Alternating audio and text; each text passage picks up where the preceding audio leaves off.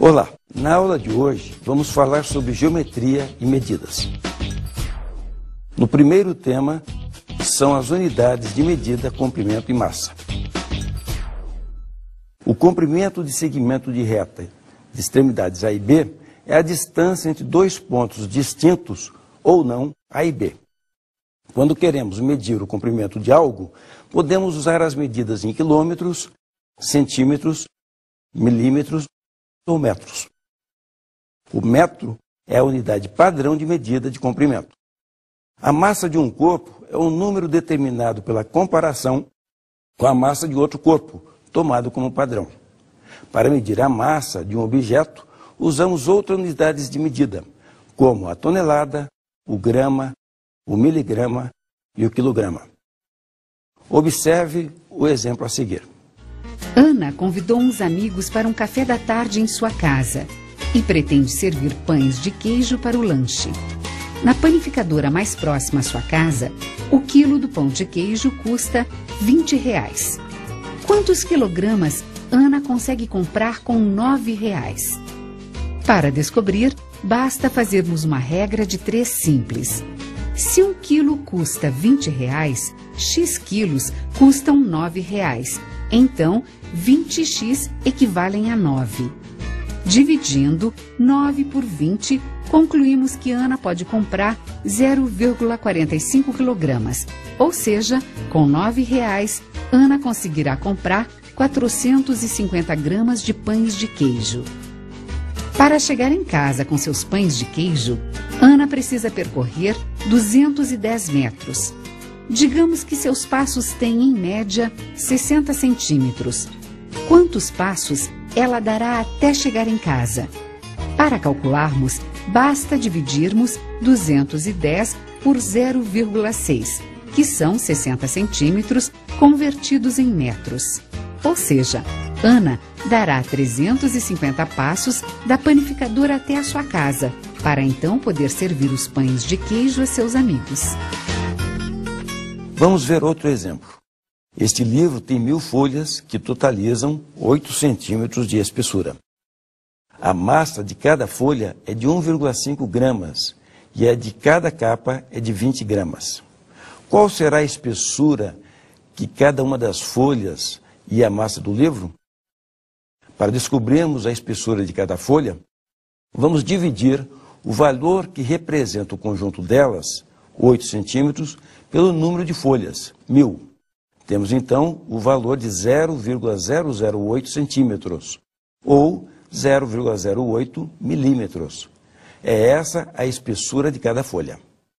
Já para sabermos qual a massa do livro, vamos multiplicar a massa de cada folha pelo número de folhas, ou seja, multiplicar 1,5 gramas por 1000, o que dá 1.500 gramas. E em seguida adicionar as duas capas, 20 gramas cada uma, totalizando 1.540 gramas. O nosso próximo assunto são as unidades de área, volume e capacidade. A área de uma superfície é um número obtido pela comparação com outra superfície, tomada como padrão. Este conceito é muito importante, por exemplo, quando se vai comprar ou vender um terreno. As unidades de áreas mais usadas são metro quadrado, quilômetro quadrado e centímetro quadrado. A forma para se calcular a área de um quadrado, cujos lados medem L, em qualquer unidade de comprimento, é dado por área igual a L ao quadrado. Por exemplo, se um quadrado tem 5 centímetros de lado, sua área é de 5 centímetros ao quadrado, ou seja, 25 centímetros quadrados. Existem fórmulas para calcularmos a área de diversas figuras geométricas. Vamos ver algumas delas.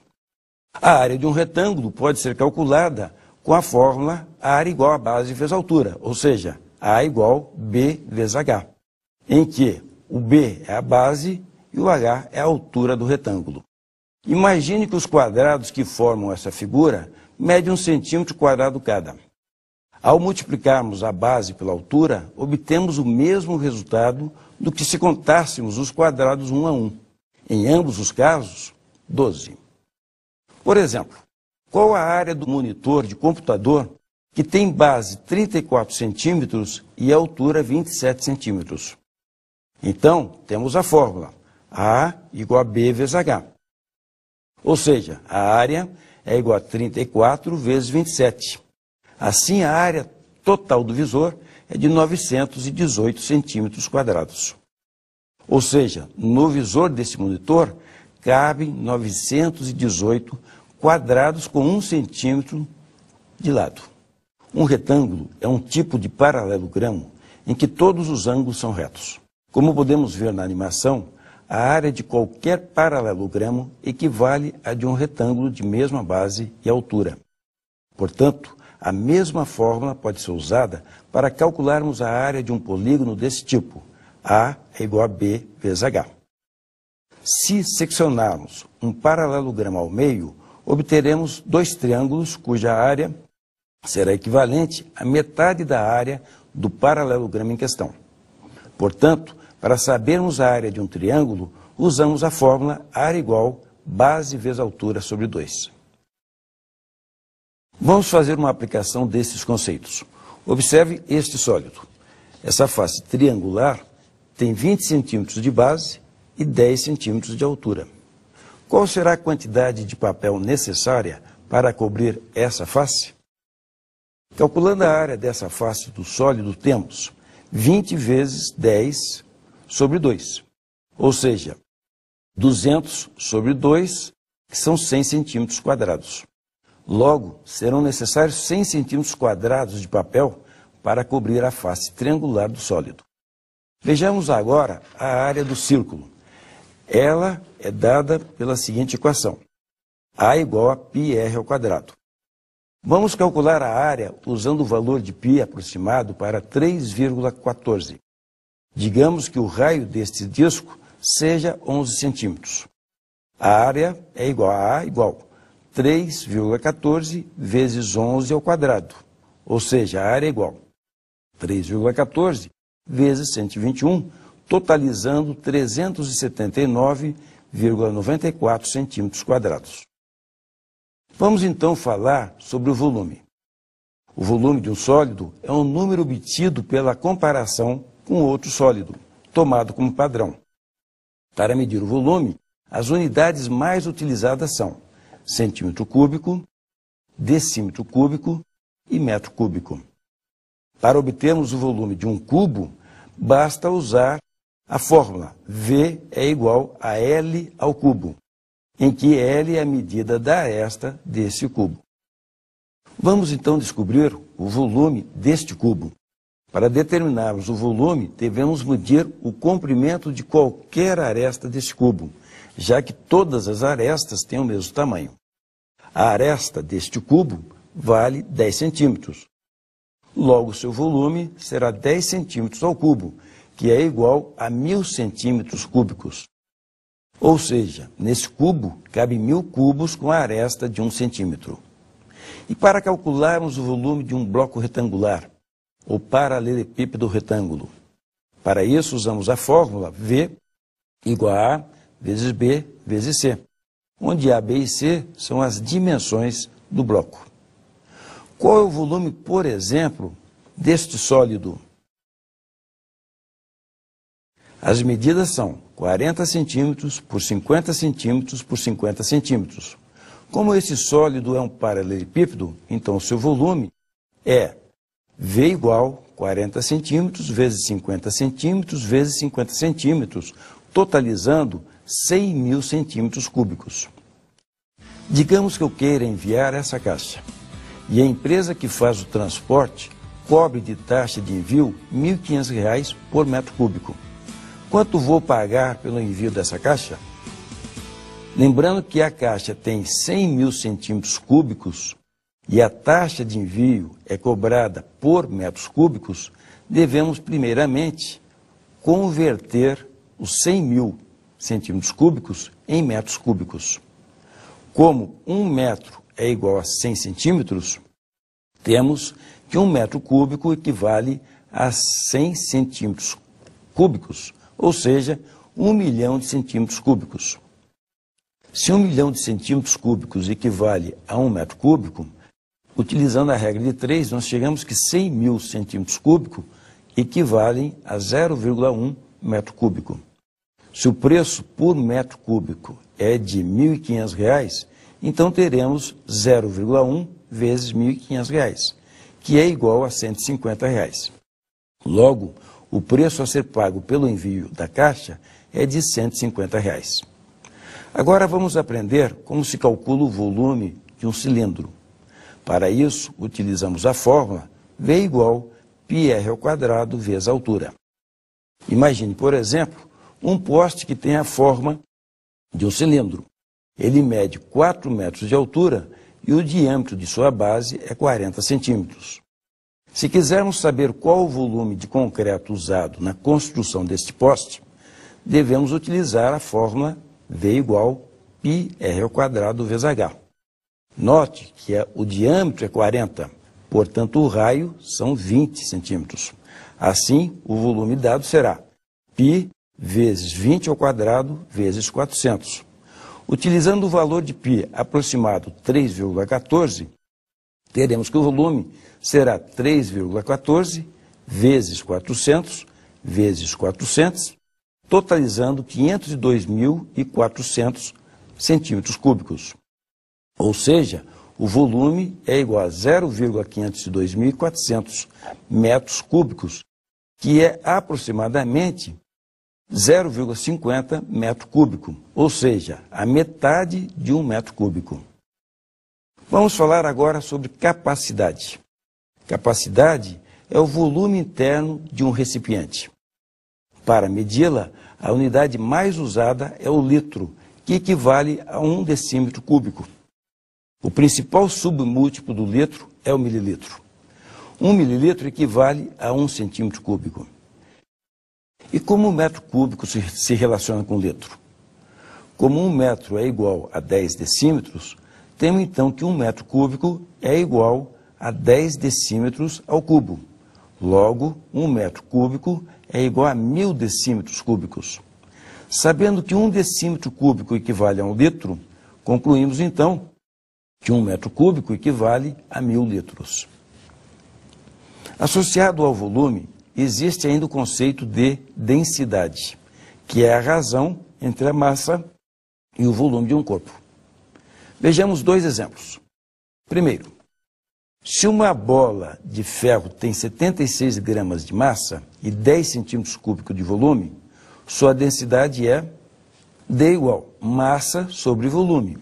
D igual 76 gramas sobre 10 centímetros cúbicos, ou seja, D igual 7,6 gramas por centímetros cúbicos.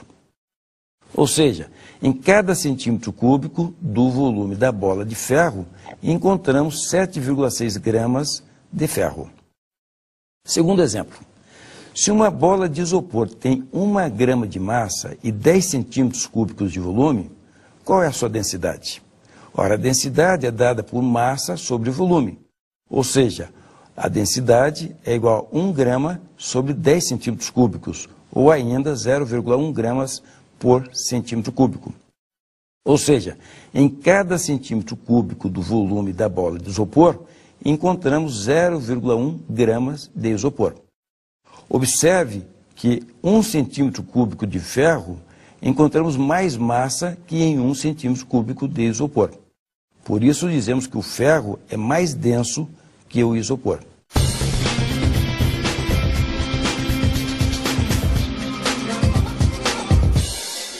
Lembra-se da imagem do começo da aula?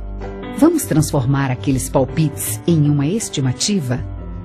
Digamos que a área ocupada pelo público é aproximadamente igual à de um retângulo medindo 40 por 60 metros. Vamos supor que ali tenha, em média, 4 pessoas por metro quadrado. Fazendo os cálculos, temos A igual 40 metros vezes 60 metros. A igual 2.400 metros quadrados. Como em cada metro quadrado tem em média 4 pessoas, temos que o total de pessoas é igual a N igual 2.400 vezes 4. N igual 9.600 pessoas. Ou seja, 9.600 pessoas estiveram nesse evento. Muito bem, meus amigos. Vamos então falar mais um pouco sobre estimativas e arredondamentos. Como vimos na situação anterior, esse recurso é muito usado, por exemplo, pela imprensa para informar o número de pessoas que estava em determinado evento, como um comício ou um show gratuito. Uma estimativa é diferente de uma contagem. É uma espécie de palpite com base em elementos objetivos. Afinal, muitos valores com que trabalhamos são estimados. Se alguém lhe perguntar as horas, por exemplo, você pode dizer, são 5h15. Mas e quantos segundos? Mesmo que você diga que são 5 horas, 15 minutos e 22 segundos, ainda faltam os décimos, os centésimos, os milésimos de segundo, etc. O mesmo acontece se você diz que sua altura é 1,72 m. Ainda faltam os milímetros, os micrômetros, etc. Na prática, quando os cálculos envolvem medidas, usamos números aproximados ou arredondados.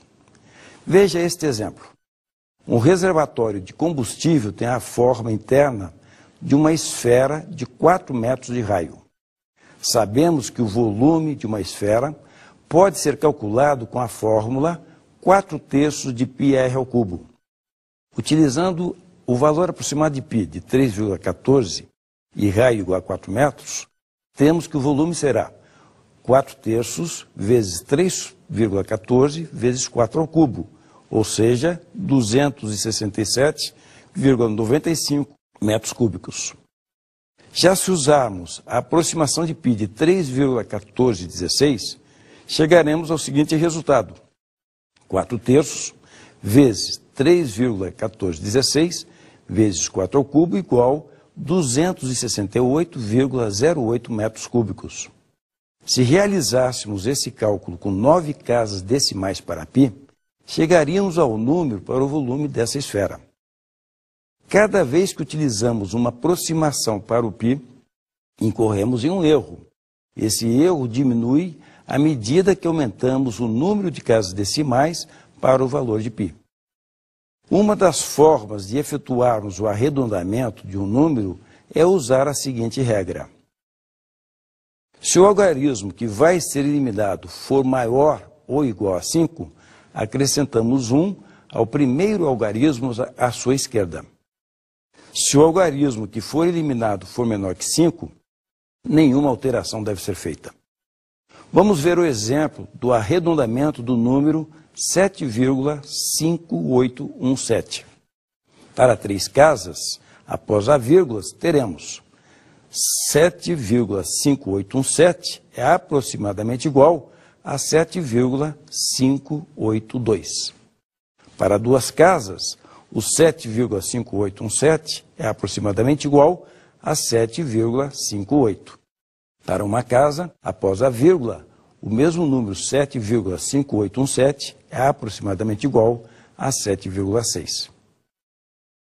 O próximo tema na aula de hoje é o Teorema de Tales. Tales foi um matemático grego que vivia na cidade de Mileto e é reconhecido como o criador da geometria dedutiva.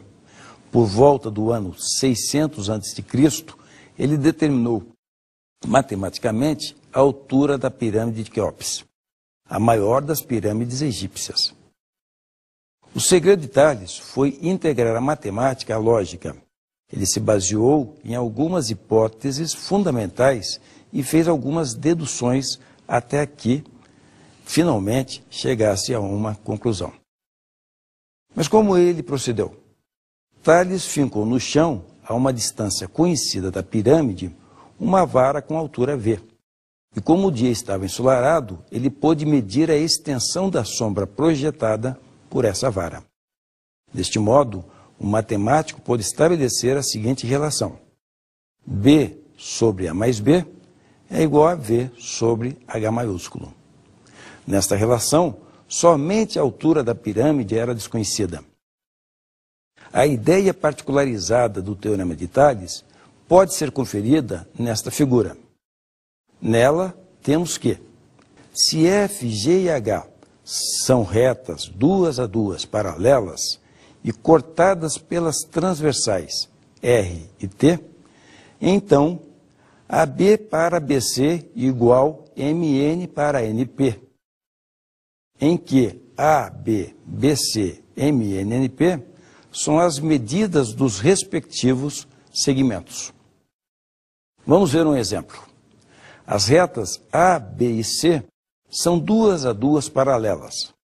Vamos usar o Teorema de Tales para descobrir a medida do segmento AB. 3 está para x, assim como 3,3 está para 2,2. Utilizando a regra de 3, teremos que 3,3x é igual a 3 vezes 2,2, ou seja, x é igual a 2. De forma mais geral, o Teorema de Tales pode ser assim enunciado. Se um feixe de retas paralelas é cortado por duas transversais, a razão entre dois segmentos quaisquer de uma transversal é igual à razão entre os segmentos correspondentes da outra transversal. Sendo assim, temos que AB divididos por BC igual a MN divididos por NP, em que AB, BC, MN e NP são as medidas dos segmentos AB, BC, MN e NP, respectivamente. Um dos resultados mais importantes da matemática é o Teorema de Pitágoras. Embora tenha esse nome em homenagem ao matemático grego que viveu no século VI a.C., já era conhecido pelos babilônios. Esse teorema demonstra que, em todo o triângulo retângulo, o quadrado da medida da hipotenusa é igual à soma dos quadrados das medidas dos catetos, ou seja, A ao quadrado é igual a B ao quadrado mais C ao quadrado. Vamos ver agora algumas aplicações do Teorema de Pitágoras. Ele serve, por exemplo, para calcular a medida da diagonal de um quadrado ou de um retângulo. Pense em um quadrado de 4 centímetros de lado. Temos então que d ao quadrado é igual a 4 ao quadrado mais 4 ao quadrado. Ou seja, d ao quadrado é igual a 32. D é igual a raiz quadrada de 32. D é igual a 4 raiz de 2 centímetros. Fazendo raiz de 2 aproximadamente igual a 1,4 centímetros, temos D aproximadamente igual a 5,6 centímetros. Ou seja, um quadrado com 4 centímetros de lado tem uma diagonal com a medida aproximada de 5,6 centímetros. Observe o exemplo a seguir.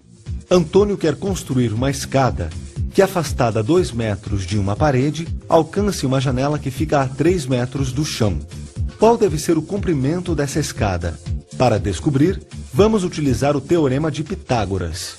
Então, A ao quadrado igual a 2 ao quadrado mais 3 ao quadrado. A ao quadrado igual a 4 mais 9. A ao quadrado igual a 13. A igual a raiz de 13 metros. O comprimento da escada que Antônio quer construir é aproximadamente igual a 3,6 metros.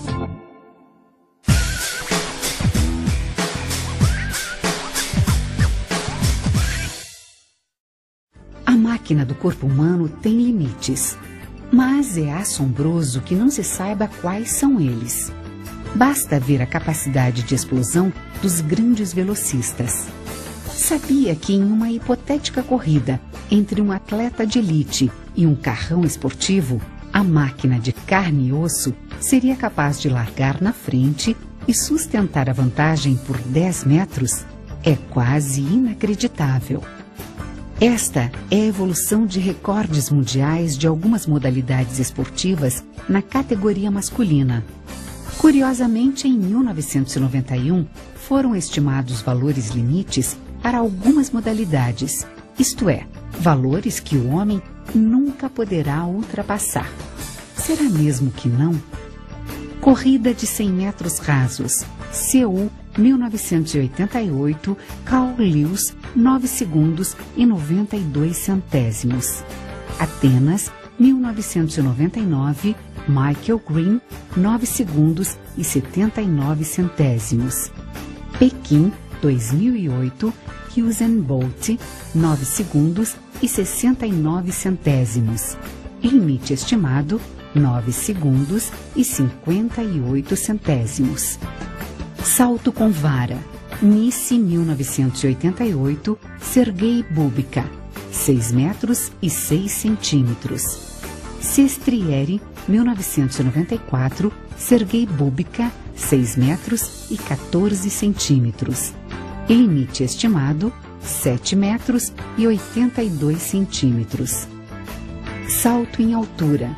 San Juan, 1989, Javier Sotomayor, 2 metros e 44 centímetros. Salamanca, 1993, Javier Sotomayor, 2 metros e 45 centímetros. Limite estimado, 2 metros e 72 centímetros. Salto em distância. Cidade do México, 1968, Bob Beamon, 8 metros e 90 centímetros. Tóquio, 1991, Mike Powell, 8 metros e 95 centímetros. Limite estimado, 10 metros e 32 centímetros. O que você acha? Esses limites serão ultrapassados algum dia?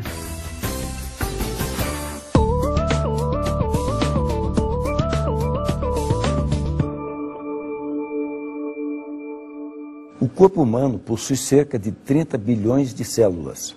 Em média, o comprimento de cada célula é de 0,2 milímetros. Se essas células pudessem ser colocadas uma ao lado da outra, qual seria o comprimento da fila em metros e em quilômetros? Para determinar o comprimento de todas essas células colocadas lado a lado, devemos multiplicar o total de células pelo comprimento médio de cada célula. Logo, vamos ao esquema. 30 bilhões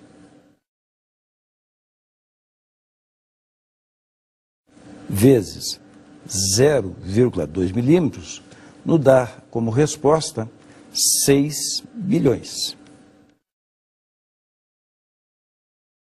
Ora, mas 1 milímetro é igual a 0,001 metro. Assim, se multiplicarmos esses 6 bilhões por 0,001, teremos como resposta 6 milhões de metros. Como 1 metro é igual a 0,001 quilômetros, multiplicando esse valor por 0,001, teremos a resposta final em 6.000 quilômetros. O próximo exercício é: os lados da base de um tanque em forma de um bloco retangular medem 0,8 metros e 1,2 metros. Ao mergulhar completamente no tanque, uma pessoa faz o nível da água subir em 0,075 metros. Qual o volume dessa pessoa em metros cúbicos? Nesse caso, o volume da pessoa corresponderá ao volume da água deslocada. Assim nós temos, vamos ver o esquema. O volume é dado por 1,2 metros vezes 0,8 metros vezes 0,075 metros. A multiplicação nos dá como resposta 0,072 metros cúbicos.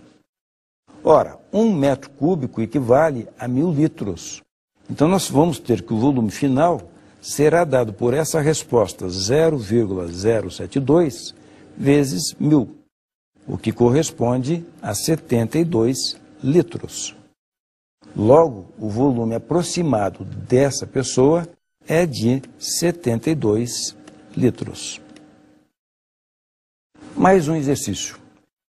Pretende-se fazer uma estimativa do número de árvores existentes em um terreno de forma retangular, com dimensões iguais a 92 metros e 215 metros.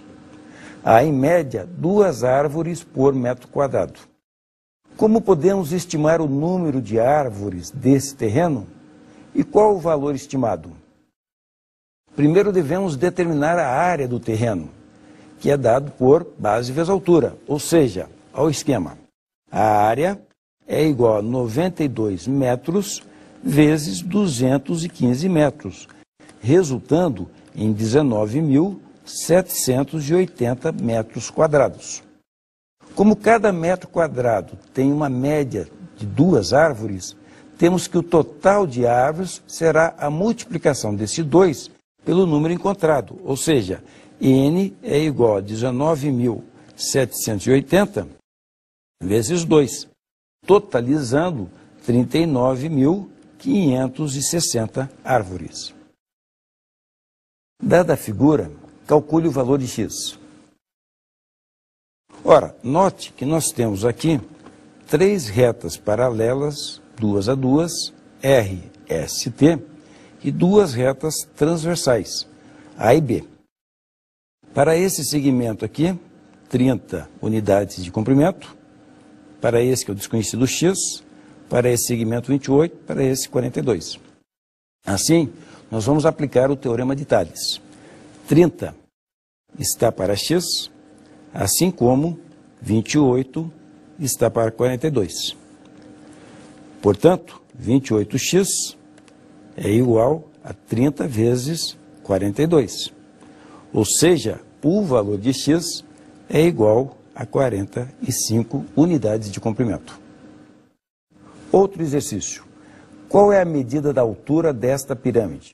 Sabendo que a base é um quadrado com 24 metros de lado e que a altura da face lateral é de 20 metros.